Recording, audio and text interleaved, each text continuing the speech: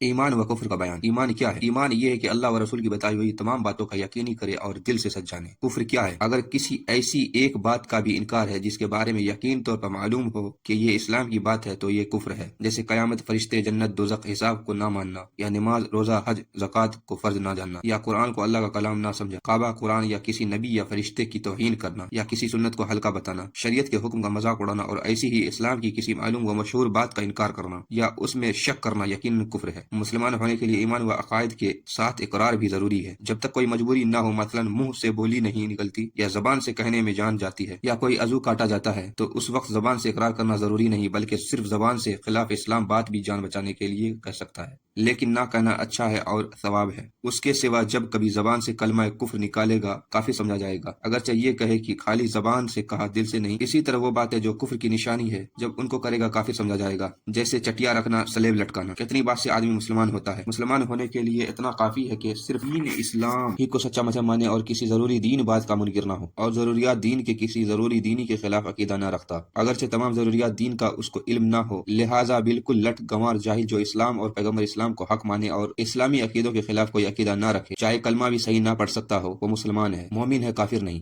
البتہ نماز، روزہ، حج وغیرہ اعمال کے ترک سے ہے، اعمال کے ترک سے گناہ گار ہوگا لیکن مومن رہے گا، اس لیے کہ اعمال ایمان میں داخل نہیں۔ عقیدہ جو چیز بے شبہ حرام ہو اس کو حلال جاننا اور جو یقیناً حلال ہو اس کو حرام جاننا کفر ہے، جبکہ یہ حرام و حلال ہونا معلوم و مشہور ہو یا یہ شخص اس کو جانتا ہو۔ شرک کے معنی ہے اللہ کے سوا کسی اور خدا کو جاننا یا عبادت کے لائق سمجھنا، اور یہ کفر کی سب سے بدتر قسم ہے۔ اس کے سوا کیسا ہی سخت کفر کیوں نہ ہو، حقیقت شرک نہیں، کسی کفر کی مغفرت نہ ہوگی۔ کفر کے سوا سب گناہ اللہ تعالیٰ کی مشیت پر ہیں، جسے چاہے بخش دے۔ عقیدہ کبیرہ گناہ کرنے سے مسلمان کافر نہیں ہوتا، بلکہ مسلمان ہی رہتا ہے۔ اگر بلا توبہ کیے مر جائے تو بھی اس کو جنت ملے گی، گناہ کی سزا بھگت کر یا معافی پا کر، اور یہ معافی اللہ تعالیٰ محض اپنی مہربانی سے دے یا حضور صلی اللہ علیہ وسلم کی شفاعت سے دے۔ مسئلہ کافر کے لیے دعائے مغفرت کا حکم۔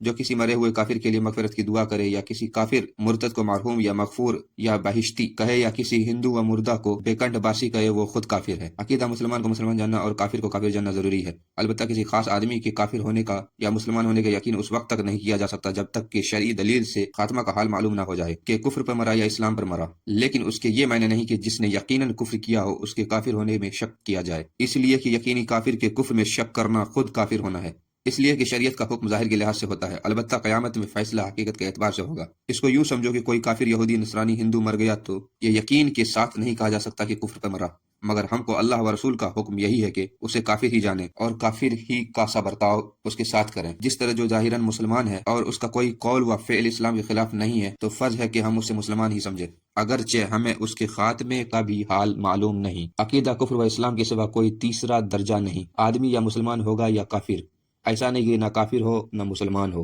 بلکہ ایک ضروری ہوگا۔ عقیدہ مسلمان ہمیشہ جنت میں رہیں گے، کبھی نکالے نہ جائیں گے، اور کافر ہمیشہ دوزخ میں رہیں گے، کبھی نہ نکالے جائیں گے۔ مسئلہ اللہ کے سوا کسی اور کو سجدہ کرنے کا حکم۔ اللہ کے سوا کسی اور کو سجدہ تعبدی کفر ہے اور سجدہ تعظیمی حرام ہے۔ بدعت کی تعریف۔ جو بات رسول اللہ صلی اللہ تعالیٰ علیہ وآلہ وسلم سے ثابت نہ ہو وہ بدعت ہے، اور یہ دو قسم کی ہے، ایک بدعت حسنہ، دوسری بدعت سیئہ۔ بدعت حسنہ وہ ہے جو کسی سنت کے مخالف و مزاحم نہ ہو، جیسے مسجدیں پکی بنوانا، قرآن شریف سنہرے لفظوں سے لکھنا، زبان سے نیت کرنا، علم کلام، علم صرف، علم نحو، علم ریاضی، خصوصاً علم حیبت و ہندسہ، پڑھنا پڑھانا، آج کل کے مدرسے و از کے جلسے، سند و دستار وغیرہ، سینکڑوں ایسی چیزیں ہیں جو حضور کے زمانے میں نہ تھیں، وہ سب بدعت حسنہ ہیں۔ ایسی کے بعض واجب تک ہیں، جیسے تراویح کی نسبت، حضرت عمر رضی اللہ تعالیٰ عنہ کا ارشاد، یہ اچھی بدعت ہے۔ بدعت سیئہ کبھی وہ ہے جو کسی سنت کے مخالف و مزاحم ہو اور مکروہ یا حرام ہے۔